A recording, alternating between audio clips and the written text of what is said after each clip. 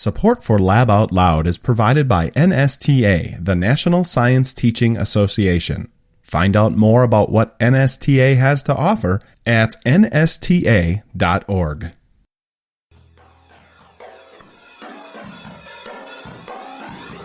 You're listening to the Lab Out Loud podcast, Science for the Classroom and beyond. And our guest today is here to start an argument, but it's not what you think. We absolutely have ideas about the world that are formed before we enter a science classroom. And so there's this juxtaposition of your prior thinking and your new thinking. And if you don't give kids an opportunity to really reconcile that prior thinking, it can persist and it can absolutely have effects on to what degree they actually process more formal scientific explanations. That's up next on Lab Out Loud, but first, I'm your co-host, Dale Basler. And I'm Bryan Bartel. And joining us today for some great conversation is going to be Dr. J. Bryan Henderson. I am an assistant professor at Arizona State University in the Mary Lou Fulton Teachers College. So I've been there going on almost 6 years now. I'll have my tenure decision in May, so fingers crossed. Oh, exciting. One of the things that I'm most interested in is trying to promote uncertainty and using argumentation to navigate uncertainty. And I have a science background, and because of that, I often do a lot of this research in science classroom contexts. But to make a long story short, I like to take what we know about how people learn and use that science of learning to develop technologies to support both teachers and students in trying to navigate uncertainty and to be able to put together evidence-based arguments to make sense of that uncertainty in science classrooms. Can you give us an example? So in terms of argumentation, there's a new generation of standards, not just in the United States, all over Europe as well, in terms of how we need to learn science. And science historically is often a teacher saying, today, kids, we're going to do chapter 2. And oftentimes the background on that is quite simply because they just finished chapter 1. There's not a lot of historical context given why we're moving on to chapter 2, why it's important. If you think about making it into that science book, that was pretty monumental stuff. The researchers that came up with those ideas were rock stars in many ways in the scientific fields, but for many students, it's like, well, it's chapter 2 and we just finished chapter 1. And at the same time, it's also, I'm going to now, as we start chapter 2, provide you answers to questions that you didn't ask yourself. And so there's maybe not a lot of motivation there because the teacher is asking the question and giving the answer, not giving an answer to student questions. But one of the worst aspects of this is that when the teacher proceeds to give an answer to a question that a student didn't ask, they often give it in a very coherent, cohesive, logical, one-sided, uncontested account.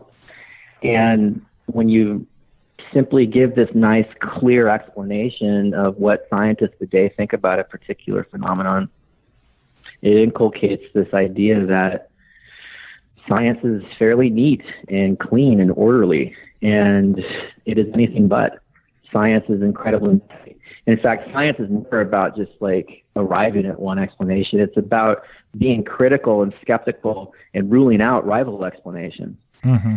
So all this is to say that doing science, and as more and more evidence suggests, learning science or learning any discipline for that matter, it requires more than just getting bombarded with a monolith of uncontested facts and just memorizing by rote, but rather having to get a little messy with competing ideas and hypotheses and explanations, because when you actually have to adjudicate different possible takes in a situation, it leads to a degree of attention, and it leads to a greater number of articulation cycles in your thinking.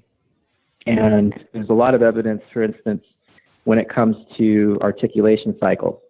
And the more and more trips around the track you make, trying to think things through, the deeper the learning for understanding.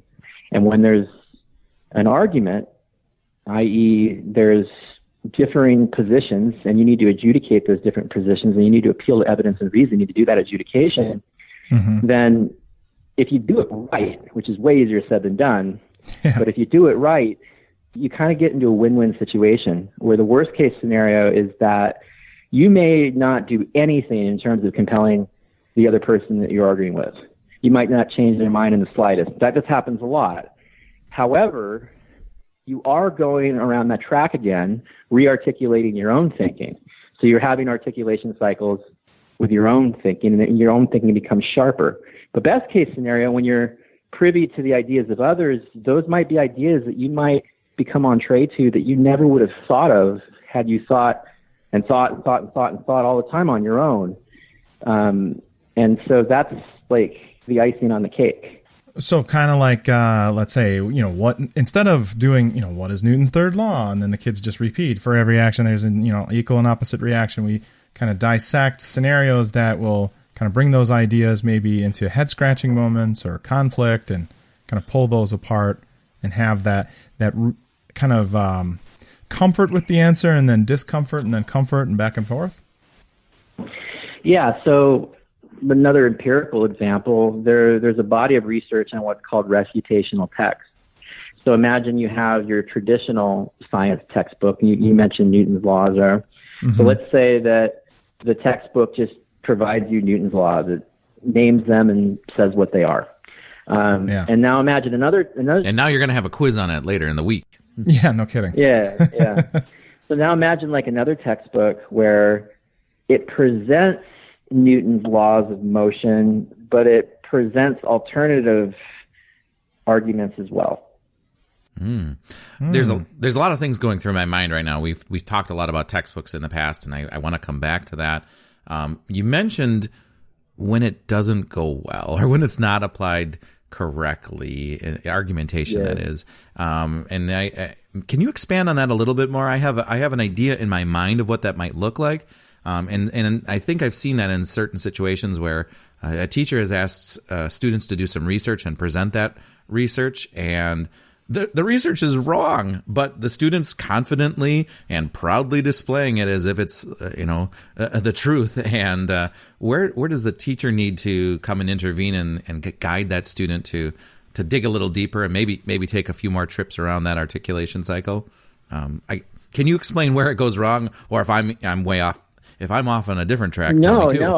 No. That's a good track to go down, because it often is incredibly difficult to support really like healthy argumentation, and there's a lot of obstacles in the way there. Before we go there, though, can we table that real quickly, because I kind of wanted to finish that refutational text idea. Yeah. Yes. Let's finish that piece off, and then we'll come back to that question. Back as to if Newton's I asked. law, Brian. Yeah. Fine. On one hand, we've got a book where we've got just your traditional expository account of scientific ideas, for instance, Newton's laws. Then imagine another book where you have that same account, but in addition to that, you also have alternative explanations. Like, for instance, let's say you've got an example where a ball is in the air and you have to explain why to stop for a moment and then falls back down, right? You can provide an alternative account. That's actually a very common preconception that people have, where they think that the gravity is getting stronger and weaker at various points in the trajectory. And like when it comes to a momentary stop, it's like almost like turned off, and then it like gets stronger and stronger again as the ball accelerates downward. Or it's so got more G's. Here is that, and that's so what people say. Yeah. So the idea is that there's been studies where you'll give some students just a single one-sided account, and then you'll give other students the refutational text. Now, in both cases, they lead to, pronouncing that Newton's laws is probably the best way to go forward for the moment. There's only 3 laws, kids, not 5. Yeah.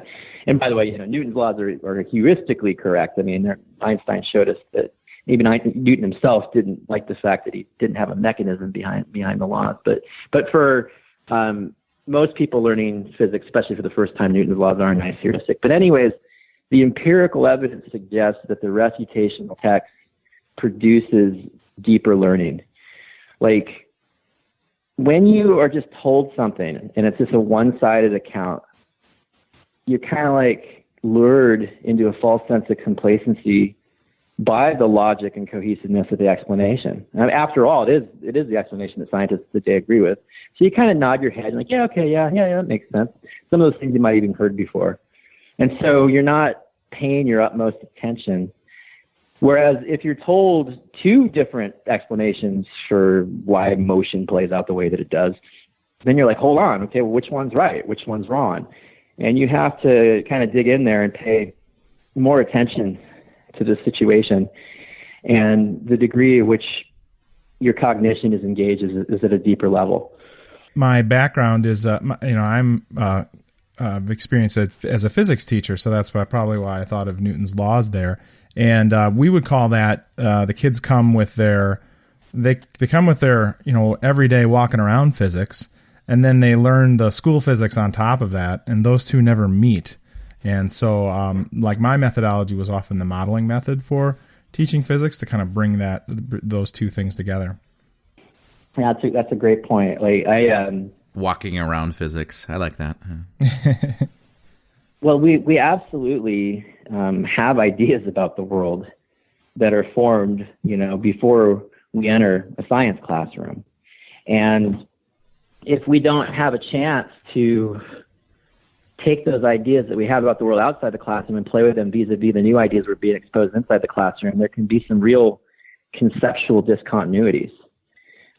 Like there's a class that I teach like on cognition, and I always like to bring this up to the point where like a student's actually bought me this book as a gift because I talk about it a lot. And it's this little children's book, and it's called Fish's Fish.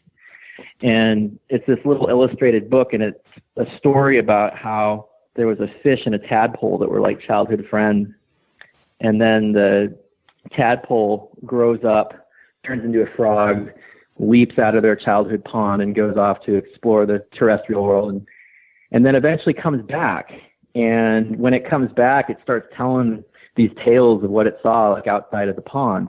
But the buddy, the fish that was left behind, only knows what it's like to be a fish and around other fish. And so like when like the frog that comes back tells stories about what it saw, like, and the fish tries to write down and illustrate what's being told to them, everything still has like fish-like features. Like his frog friend talks about seeing this cow, and the fish writes down a cow, but the cow still has fins, for example. And so there's this juxtaposition of your prior thinking and your new thinking. And if you don't give kids an opportunity to really reconcile that prior thinking, it can persist, and it can absolutely have effects on to what degree they actually process the more formal scientific explanations. Okay. Let's pretend that we just asked that earlier question there. How can we mess up argumentation? So in terms of it being really, really, really hard to support argumentation, for one, humans tend to have a really hard time with critique for multiple reasons. So I don't know if that's true. I'm not sure if that's a good idea. I'm uncomfortable with that statement. Yeah. Well, actually, like so in the joke that you just made, it was kind of more of like a socio-emotional kind of thing, and that's one of the aspects of it. But there's actually also like a cognitive reason for this. Like our brain is wired in such a way where we tend to focus more on why right answers are right than why wrong answers are wrong. Mm-hmm. And it just comes easier for us if we have to make a choice to kind of latch on to the choice we prefer and explain why we prefer it. And it's much less natural for us to, even though it's logically equivalent, talk about why we prefer other possible explanations less and reasoning as such. So critique is hard in the first place, and it's all the more hard if you have a culture in school where you're just always focused on why the right answers are right and very little attention is paid to why wrong answers are wrong. Yeah. But then, of course, there's the socio-emotional aspect of it. Humans are incredibly prone to confirmation bias. They like to find evidence that supports their current thinking. It feels good to be right. It's scary and a little unnerving at times to be wrong. Yes. And so it can be really hard for people to, as I mentioned, give critique, but certainly, absolutely receive critique. And so I would say that you poll most people, what do they think of when they think of the word argument? I would say that probably more times than not, they think of it in a pejorative way. Yeah.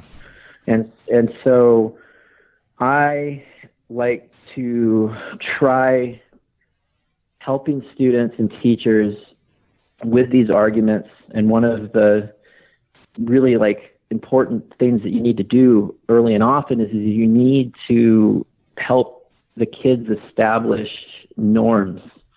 And they have to have a buy-in on this. Oftentimes, they are the ones that actually will brainstorm, a little bit of prodding, but they'll come up with suggestions for what should be norms when engaging in arguments in the classroom. And among those norms is, I think, a really important factor, which is that you need to learn that critique is not of a person. It's not an ad hominem attack. A critique is about the idea the person has, not the person themselves. And the ultimate goal is to learn. And if you're constantly surrounded by people that just tell you what you want to hear, if you're just constantly cherry picking evidence that just supports what you think you already know, there's not a lot of learning taking place there. In fact, if anything, it can be like putting you down a rabbit hole of incorrect thinking. Mm-hmm. So learning can be really powerful when different people and different points of view come together, but they have to learn that it's for the sake of learning, and it's not a competition. It's not about winning or losing.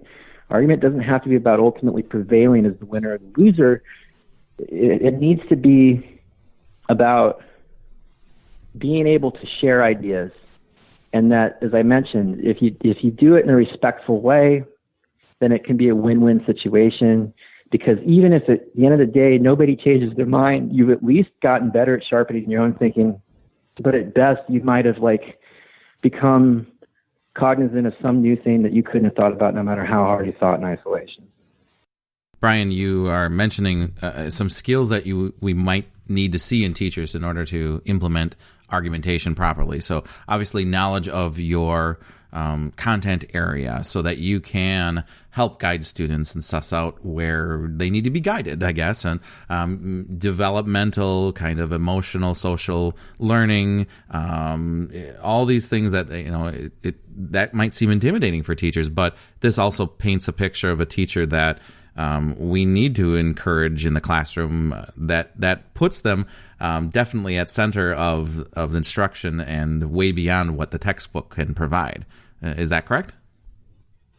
Well, absolutely, because there's all sorts of these sociocultural norms that the teacher has to help establish and help support, and you can write up on the board all day long, respectfully listen and critique to each other, but mm-hmm. It's going to take a little bit more than that to really inculcate that in the students. And having the strategies to know how to manage that and encourage that and confront it when it goes awry. Well, and How do you handle the competition side that is actually still there when we're talking about high school students who are competing for grade point average, class rank, things to get into their next college and those kinds of things? There is that level of competition that they have, and then to say, okay, let's take that winners and losers side out of here. Let's take the looking for the right answer out of here and have an authentic argument. I see those two things in conflict with each other, and I've always struggled with that. Yeah. And so that takes me back to what I was mentioning. You have to couch it not as win-lose, but as win-win.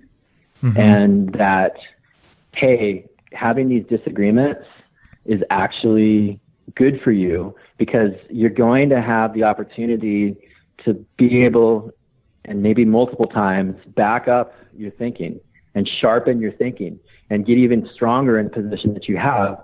But at the same time, you might discover a new thread that can expand your thinking, so that it's not a waste of your time to engage with ideas that you might not agree with. And even worse, if you think that they're losing ideas, it's actually healthy for you to have multiple opportunities to articulate the ideas that you think are right. And if you're intellectually honest in doing so, every once in a while, you might actually find out that you were wrong, and you ultimately want to be right. So, like in all of my classes that I teach, I have the students do their assignments in groups. There's no individual work. And there's some pause from some students at first. And I don't want to waste my time with these students or whatever. But it becomes very evident to them fairly early in the class that overall the grades are better on the assignments when it's a group that's responsible for the product, because they have to get together and they have to share what they each try individually. And if there's ever any difference, then they have to sort it out. And oftentimes the truth wins. The best answer does emerge. I feel like that needs to be the title for the podcast. Oftentimes the truth emerges. No, go ahead, please. Yeah, no, the truth does tend to win out. And the students that are highly competitive have no problem having an assignment set up where the chances of getting a grade are even better. Getting a good grade, I should say. In your article in the NSTA reports, which is where we found your name there, you talk a little bit about using technology to help this process through, and you give three lenses to look at digital age literacies. Can you explain that a little bit more? Yeah, so I wanted to provide a fairly simple framework that teachers could use to try to make sense of all these technologies that they are entree to now. And so I'll give an example of like all three of the steps within the context of the technology that I built, which is called Braincandy. And Braincandy kind of exemplifies my mission as a researcher, which is to build digital tools based on what we know about how people learn to support students learning how to navigate uncertainty and to adjudicate that uncertainty with evidence-based argumentation. So let me start with the first part of the three-part framework, which is, well, what's on the screen? So Braincandy, which, by the way, I keep completely free for teachers. It's available at braincandy.org, and all you need is a teacher account. Students don't need an account at all because you give them a code at the beginning of the class, and they can log in with any web-enabled device. All teacher accounts are free, and I'll get into in a moment why I think it's so important to keep it free for the teachers. So the system has a collection of different tools. These are the tools that are graphically rendered on the screen. So this is the on-the-screen part of the framework. Okay. So the students have a dashboard. They're looking at their screens, and the teacher poses a question. And then the teacher has this toolkit where they can turn on and off various different channels for the students to share their thinking in different ways. So, like, for instance, something I've noticed many times in my teaching, I'll ask the students, are we good? And they kind of smile and look at you, and you can kind of feel that maybe they're not so great, but nobody's brave enough to raise their hand and say they're confused. And so, like, one of the tools that you can turn on and off is called confusion checkbox. So the students on their screen can click on this box, and then I immediately get a notification. If I'm away from my computer, it can play a sound, and it'll tell me how many students are confused. So then now I know that we got some confusion, so I should probably pump the brakes a little bit. And I still need to know why they're confused, though. So there's another tool I can toggle on and off. It's called Scribble Pad. So this is a little yellow box that pops up at the bottom of the student dashboard. And they're able to send messages to the teacher, but the messages are completely anonymous. And so the teacher can get responses from the students. So if you ask, okay, so like we have some people that are confused. Can you tell me, where your confusion might lie? They can send me a message, but it's completely anonymous, which lowers the barrier for entry, gives them less anxiety to actually share what their confusion's about. And I can actually still have an interaction. I can click on their response and I can send a message back to their screen with their anonymity being preserved throughout. So that's just like two of like the many different tools that you can toggle on and off with Braincandy. But this is an issue of, okay, what's actually on the student screens? I'll give you a third example. Like when the students submit votes, say on a multiple choice question, we can tally the votes immediately, and then we can actually display to the students what the voting results are. And so we have a thing called stealth mode, and this is because when students just see a regular histogram that says, okay, well, 66% of the class voted A, and it doesn't tell you what the exact percentages are. Mm-hmm. It just shows you that different answers are getting different amounts of love. And so by doing that, you can still provide a graphical representation to the student that there's different answers that are getting interest in the class, but they don't know which is which. And so this leads me to my second part of the framework, which is, okay, well, what's beneath the screen? What is your rationale for deciding to have certain things on or off the student screen? And so in this case, my rationale for having something like stealth mode is my knowledge that students that really don't have like a really deeply rooted basis for why they voted A, B, or C, they look up and they see that there's this one answer that's getting the most votes, and they tend to piggyback on it. And there's actually been studies that have been done on this. It's like 33% more likelihood that they'll just jump on the answer that is the most popular one. And that can be perilous, because if the most popular answer at first is an incorrect one, then more and more people start jumping on the bandwagon of incorrect thinking. So the beneath the screen aspect of this, when I use something like stealth mode in Braincandy, is that I still want on the screen students to see a graphical depiction that there's different ways of thinking that exist in the room, that there's uncertainty in the room. But at the same time, I don't want them to know specifically which answer is getting which percentage of the votes, so they don't just blindly jump on that. Okay. So then ultimately, when you think beneath the screen about what actually goes on the screen, you also have to kind of at a mental level think about, like, well, what are the implications for this kind of practice in general? Which I don't have to belabor, because that's what we really kind of spent the first part of the podcast talking about, is trying to enculture an environment where instead of just giving a one-sided, uncontested, coherent account of what scientists think, instead you introduce students to learning about the world in a way that's not so simple, that there's a little bit of messiness and uncertainty, that there's different possible ways of approaching things, and that you need to adjudicate those different things, and you need to appel evidence and reasoning to do so. Mm-hmm. Quite simply, you do science to learn science. Mm. How can teachers use this framework for other tools that are out there? Obviously, you explained it with Braincandy, but can they apply these questions or lenses to looking at other tools that they might use in the classroom? Exactly. That's the whole point, is that and it doesn't have to even be science classroom, right? It's mm-hmm. Anytime you have a technology that you're considering using in your practice, this sounds kind of obvious, but you should really think strongly about, like, what stuff is essential, what stuff might actually not be essential, or maybe even be distracting. Mm-hmm. Sometimes it's a lot better to keep things simple, particularly, and this goes to the second part of the framework of, okay, what's beneath the screen? What are your intentions? Like, you have to think about, okay, what are your ultimate goals? I mean, is your goal just to pacify the kids, like on a day where... I'd like to have like a little bell going, ding, ding, ding, ding, ding. We definitely see that. These are like bells ringing of conversations Bryan and I have had already. Yes.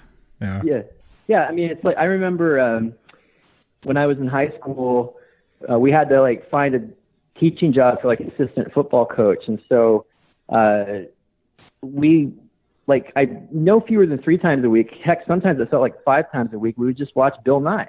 I mean, he would just wheel the card in, with the TV and the VCR and just throw on Bill Nye. Not that I didn't get some good stuff out of that, but I would argue that in the beneath the screen part of my framework, beneath the screen for this teacher was to pacify. Mm-hmm. Okay. So, right. So what this framework tries to espouse is that, kind of dig a little bit deeper in the selections that you make for the technology that you incorporate, with some critical reflection about, like, okay, what ultimately am I wanting out of this? What are my intentions by deciding to bring this technology in? And then think hard, is there a one-to-one correspondence between what I want and what's actually being rendered on that student's screen? Or is there maybe some extraneous things that I might want to look for something more simple? And then all the while you have that more meta level reflection, which is, as I think hard about what I want out of this and what the things on the screen may or may not be achieving, given my intentions, what are the more long-term like implications for the students in terms of using this technology? I mentioned, like, I use technology often to try to inculcate habits of mind that value disagreement and that use argument to adjudicate disagreement. I think that that's a healthy way to learn, and I think that that's also a mindset that can serve people well in a lot of different areas in life. But there's also, like, technological implications for just getting students facile with technology. Mm-hmm. I mean, is your goal that you want the students to develop an affinity and an enjoyment for technological solutions to problems? So that might be your beneath the screen, right? But then you got to think, okay, well then what's being rendered on the screen? So if what's being rendered on the screen might be speciously science, but it's really just like following cookbook style directions, it might not be ultimately achieving your beneath the screen goals, which in terms of beyond the screen might be pushing the students towards a view of science where it's about true and false, right and wrong answers. Experimentation is just the confirmation of some law that we already were introduced in the textbook. Yeah, well, experimentation becomes like going through the motions. I just absolutely hated most labs because we already knew what we were supposed to get at the end. So there really wasn't much of a sense of discovery. And then we just like spent most of our time just following like these very prescriptive steps to get there. And oftentimes it was poorly written, and we're confused, like what that step means. Like we're fiddling around the machine because it's not described well how to use the machine. And it just like, to me, there was very little room for trying to think about our own way of testing things and making mistakes and actually discovering things as opposed to confirming things. Yeah. It always reminds me of, like, if you go to a restaurant and they'd be like, how is everything tasting? And you'd be like, this kind of tastes like fish. And they're like, oh, sorry, it was supposed to taste like chicken. Just write down chicken. Well, I also think about, in some cases, doing a lab, one of the goals was actually like a laboratory dexterity, feeling comfortable with equipment. And when that's a stated goal, that's a difference than that's like true. A discovery. And I think that's also important. Like, we want to know how to use this Bunsen burner so that we can use it effectively in the future, kind of a thing. But we need to acknowledge that. We need to, first of all, say that is part of the goal. And I think that makes more sense then to the students. Well, why are we doing this? Sometimes, following directions is an important piece, but let's be upfront about that. And our digital technology is the same then. That's just a new Bunsen burner, basically. You can have activities where we're trying to develop, like you said, like Bryan Henderson said, that, I got an affinity for using the technology to solve problems. Right. But that can't be the only thing. Absolutely. Yeah. So like, if instead, this would be the beneath part of the framework, if instead your goal was to have your students become more facile with, say, control of variables, then you would want them to have a lot of repetitions. So having a conventional physical cookbook style lab probably isn't the best means to your end. It probably would make more sense to do computer simulations, like the University of Colorado, under the stewardship of Carl Wyman, who's now at Stanford. He and the FET group developed all of these fantastic simulations where just at the push of a button, you can reset everything and run it again and quickly change like all the parameters. I mean, you couldn't do a fraction of the number of iterations in an actual physical classroom as you could through the visual computer simulation. So if having reps and learning trial and error and things like control and variables is more your beneath the screen intent, you need to think about on-the-screen features like the potential affordances of computer simulations. Do we see that, you talked about textbooks earlier, do we see that textbooks are getting better? Are they incorporating some ideas of argumentation and thinking about the technology tools that might accompany that text, or are we still stuck at 20 years ago?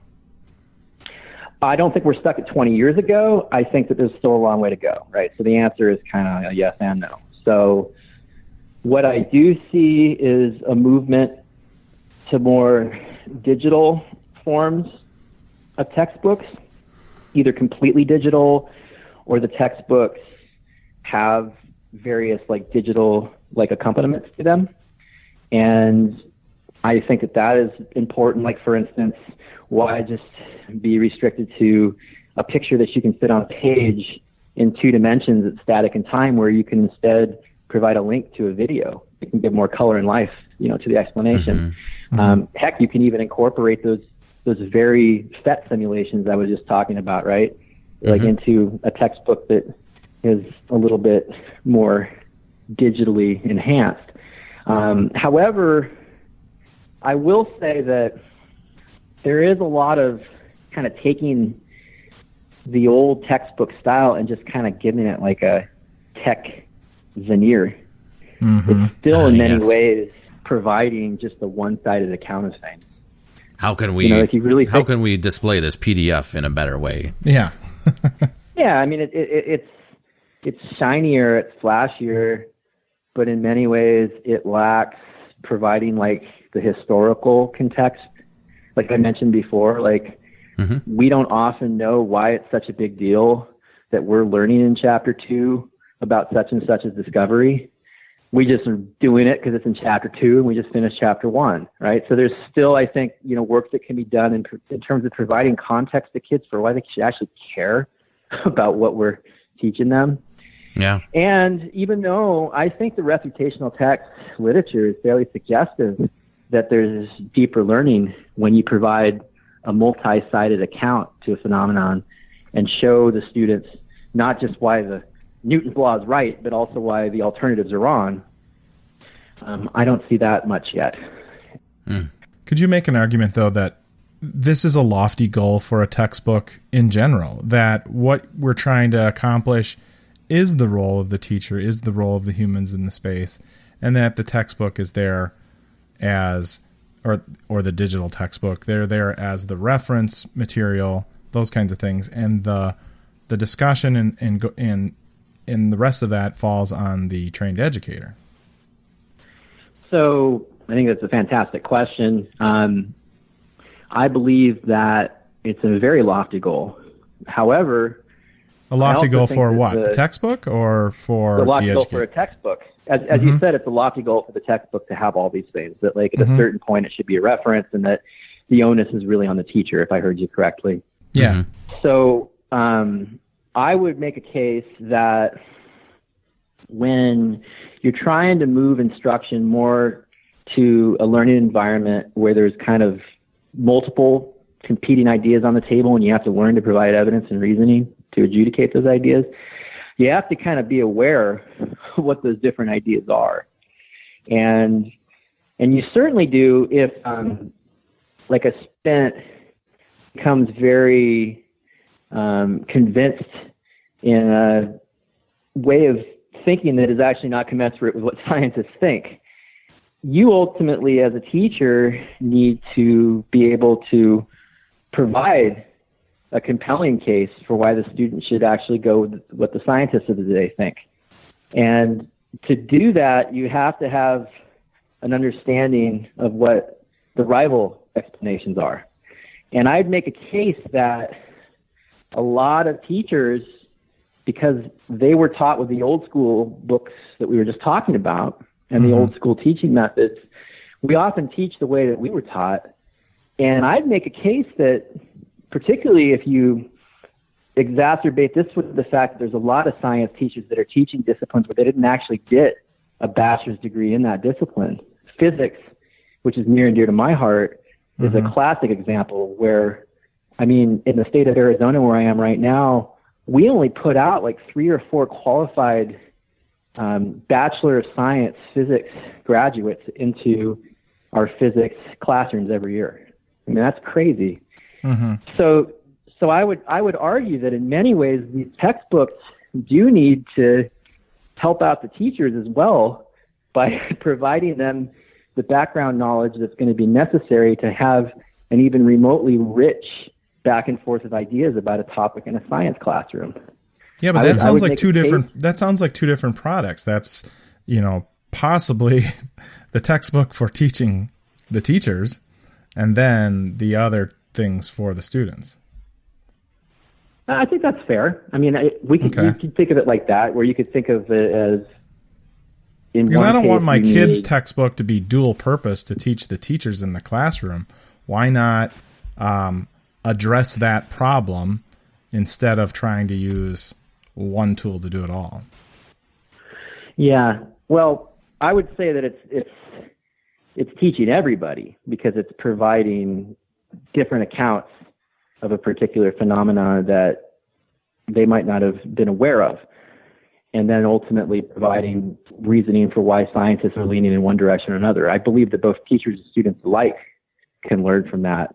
However, I do think another possibility is that you can think of this more from a teacher training aspect, and that we don't have like this big bloated textbook that tries to do it all, as you're concerned, but rather we try to put together better materials for professional development so that teachers come into these classrooms more prepared at what different things the students might say, what the different preconceptions might be, what the rival explanations might be. So I think that's a fair point. I actually think that you can eat your cake and have it too here, in that, like, as the textbooks are being moved into these digital spaces, it's not taking a lot of space at all to provide like supplementary links. Yeah. Right. Well, it's much more it's more user friendly now to integrate both the student side and the teacher edition and kind of have them more entangled in the digital format. Yeah. That's definitely one of the affordances as we move to digital. And so hopefully we see less and less of just like a replication of the textbooks of old just with a shiny new veneer, but taking more advantage of the digital space in terms of what new kind of content we might incorporate into these things, and to what extent it's content for teachers, what extent it's content for students, who sees what. And I like to think that like the, fairly parsimonious little 3-step framework is one of the ways in which teachers can kind of think about these kinds of questions. I envision like digital textbooks in the future might have like instructional coaches where the textbook actually tracks what the teacher is doing. And I've noticed, Glenn, that you are just pacifying your students with these websites. Might I suggest a different type of pedagogy? It's sort of like Peloton for teacher textbooks. Well, yeah, exactly, right? Built-in PD with your textbook purchase there. So, but really, kind of forcing that pedagogy along with the textbook as it's being delivered. That's just maybe. So like, I think that there's harbingers of that already, in that in the realm of assessment research. There's definitely work being done in terms of embedded assessments where metrics, as the student is interacting with, say, a simulation or whatever, real-time data is being kept, and it's beneath the scenes, but it can provide information not unlike what you were just discussing. Wow. That's a whole nother podcast for another day there. Yeah, it's a podcast I'd love to have at some point. It actually kind of gets into an area that's becoming increasingly important to me, which is that, like, I've been developing a study where we are able to monitor the activity of students when they go into digital spaces to try to make sense of information. And so I am increasingly concerned that as we turn to digital media more and more to get our information, you want to talk about like embedded assessments and being monitored and measured when we're engaged in digital technologies. These digital platforms are all about creating algorithms to see what we're clicking on and how long we're looking at pages. And the algorithms are designed to figure out a profile of who we are and what we like, and then the feed and use it against us. I mean, use it to target us. Yeah. It just keeps it. What it does is it gives us information that we want to see. So that's the cherry picking that comes from confirmation bias, and it connects us with people that are essentially you're preaching to the choir with. Yeah. And so I think that in many ways it's contributing to, at least in my lifetime, I can't remember social discourse more polarized in many respects.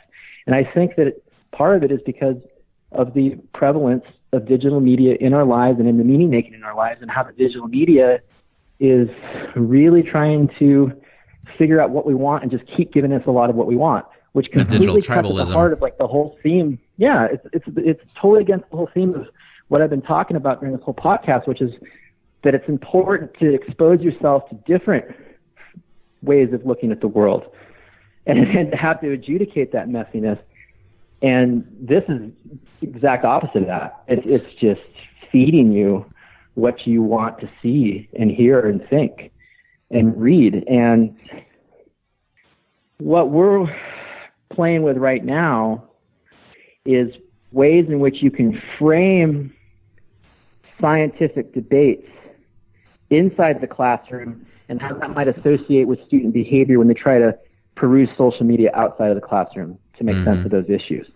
Because more and more of these issues that people are turning to digital spaces to try to make sense of very much have a science and or technological bent to it.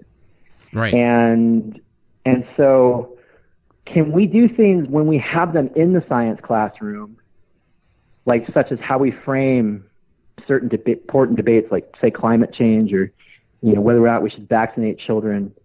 Is there different ways that we can frame it inside that classroom so that, like, when they go online, it might associate with how they go about making sense of things online? And so we're actually developing ways of tracking that, like which websites they go to, how long they spend on those websites. Are they more of a vertical kind of meaning maker where they just kind of go to one site? A lot of people, they just go to their one trusted news site and they just read top down. They're vertical.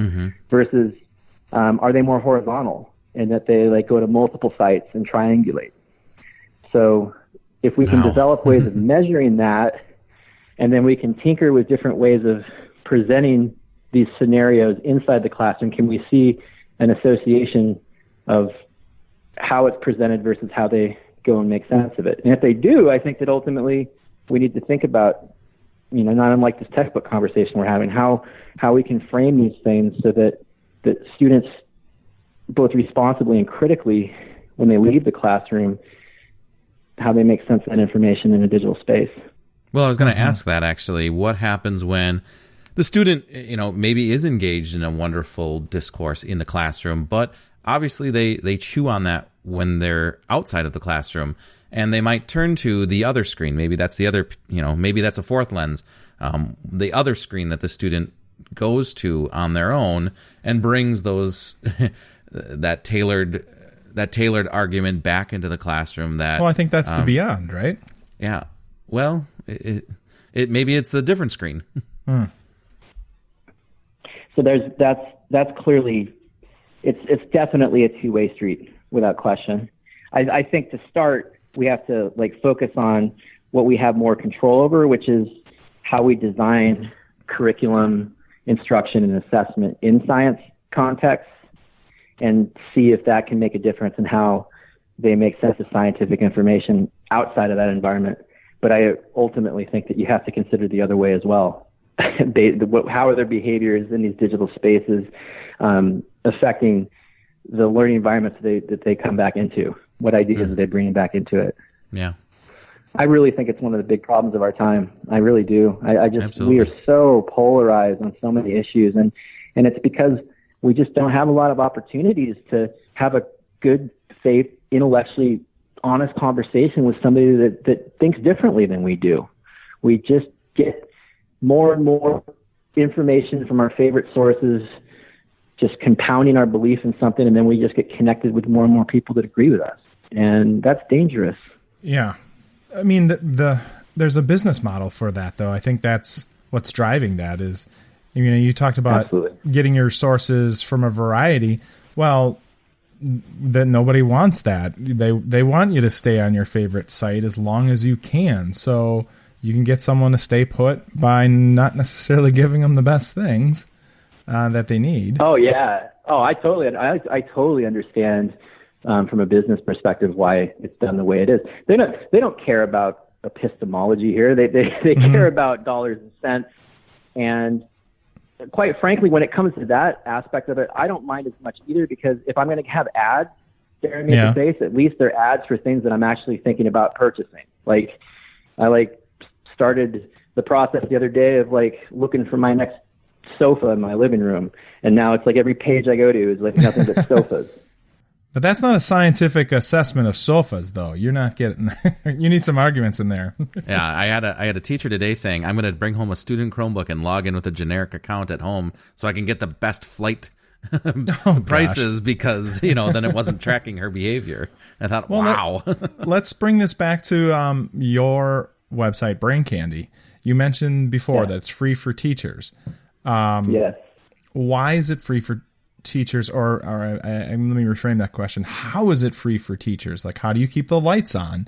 And that's, I want to say it sounds like it's driven by altruism, and that this is what, you believe in this, but ultimately, websites got to have bills to pay and things like that.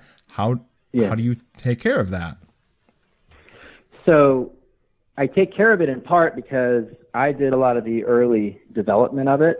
Mm-hmm. And so I am in a situation now where actually from year to year, it's not prohibitively expensive to keep up.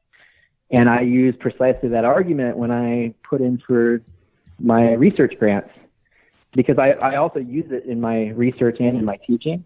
Okay. And so it's actually not a huge chunk of most of the grants that I get. So when I put in for a new grant, I usually got a space in there for money to keep Braincandy going for a couple more years. So I pay for it with my own research grants. Okay. And like I said, I've created a situation where, because of doing a lot of the dirty work early on, it isn't as expensive as it would be if I had started building it recently. Now, here's why I think it's important to keep it free. I call it Braincandy because the Braincandy is actually the question. So if you can imagine, you have an account on this site and you have on trade all of these Braincandy questions that all these different teachers have created. Yeah. And you can peruse those questions. You can actually provide feedback. You can read each other's questions like Yelp.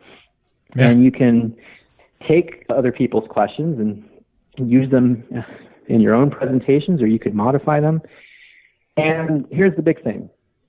When the students respond digitally to the questions that are posed to the Braincandy system, we are able to save all those student responses in perpetuity. And that provides an awesome database for doing analytics on how these questions perform. So you can literally search hard candy or soft candy and have a sense of when you pose this Braincandy question, what degree of difficulty can you come with it. So I keep it free because the more people that use this thing, the more analytics we get and the more questions we get. And that ultimately allows the cream to rise to the top in terms of the best questions at promoting uncertainty. So this brings us full circle, right? I'm interested in promoting uncertainty in these learning environments, and then trying to support students to use evidence and reasoning to get through that uncertainty. Well, if you have a crappy question, this also harkens back to our textbook part of the conversation. And there's lots of really crappy questions out there. And it takes a lot of time to write good questions. In fact, when I was first developing Braincandy, I raised some money and I partnered up with a Google spinoff. This was back when I was still doing my PhD at Stanford. So I was in Silicon Valley, and we had a summer camp where we recruited teachers that had to have at least 10 years of science teaching experience in different disciplines. And we'd bring the teachers in, and, we'd have like the biology Braincandy writer, chemistry Braincandy writer, and we would write questions and we would project them up to the front of the conference room, and then we would critique the heck out of them. And it's really, really, really hard to write rich questions that have, multiple, viable ways in which you might approach the answer. And so by having a network of teachers that are writing and sharing questions, and then being able to have all of that data preserved and analyzed, it allows a curation and a vetting of the questions that actually can do the job of creating a rich learning moment where there's uncertainty and there's opportunities for argumentation. That's the biggest reason I keep it free. Okay, that makes a lot of sense. Well, is there anything, before we wrap up with you, is there anything else you'd like to leave us with? Well, we covered a lot of ground. Yeah, we did. Yeah, it's so true. Yeah, exactly. Yeah.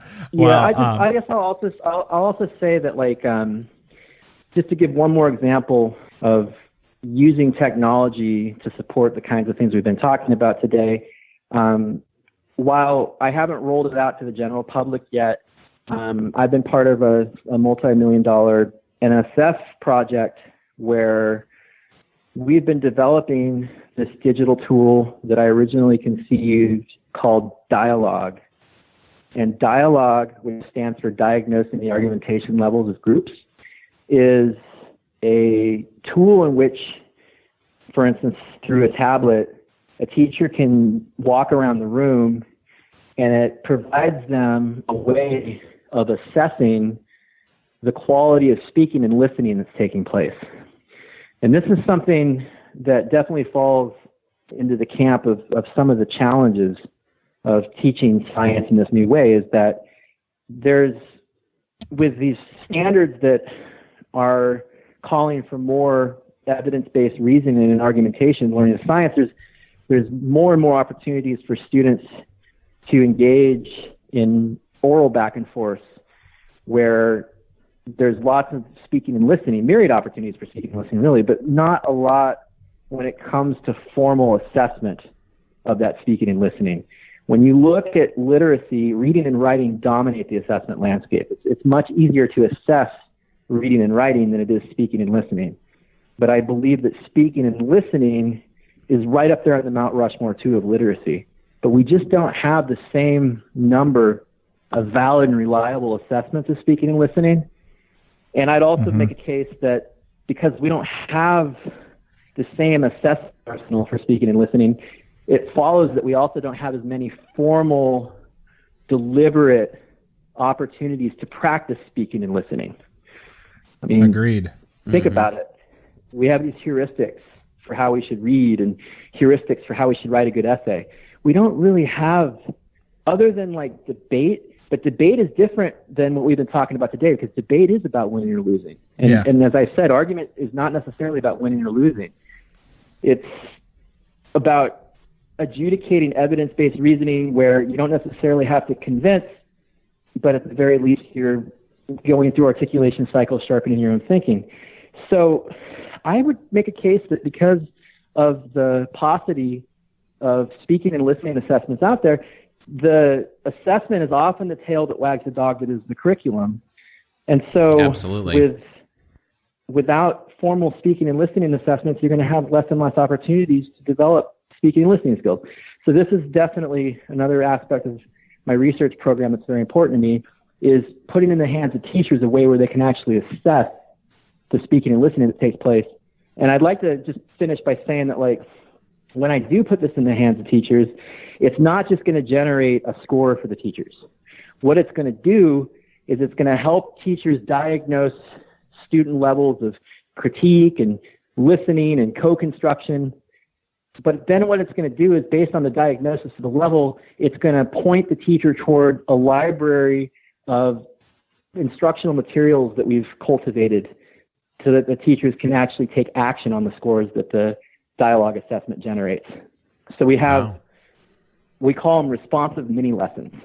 So one of the things the dialogue assessment system prompts a teacher to look for is the degree to which students are critiquing each other. As we talked earlier, critique's very, very hard for students. They need practice at it. The system then has different mini lessons for different levels of critique.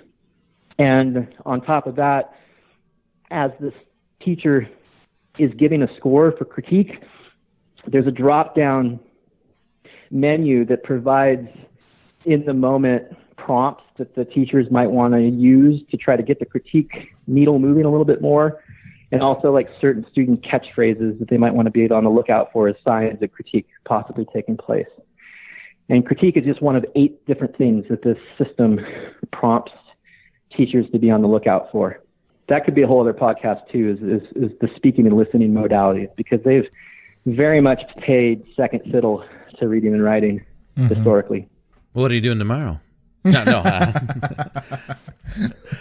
Well, good. No, I hope we do it again. This has been a great conversation. I really am honored that you both had me, and I really enjoy the really good questions that you guys ask. Well, thank you so much, Bryan. That was a lot of wonderful things to think about, and we hope to have you on the show again. Real pleasure, and I would love to be on the show again. I think this podcast is a wonderful, wonderful tool for science educators, and some of the things that we talked about, transcend science and just the nature of learning in general, and how that associates, with being a citizen in a modern technological society. But I really do appreciate the opportunity, and I very much hope that there's another opportunity down the road. Awesome. You bet. Well, thanks much. Thanks for listening to this episode of Lab Out Loud. If you'd like to learn more about some of the things discussed in this episode or previous episodes, you can find show notes at our website, laboutloud.com. If you have a guest idea or a future topic that you'd like to see on Lab Out Loud, go to our contact page and send us a message. Also, you can subscribe to Lab Out Loud on your favorite podcasting app, such as Apple Podcasts, Spotify, Stitcher, Google Play, or wherever you like to find podcasts. While you're there, leave us a review and rating. Your input helps others find our show. Thanks again for listening.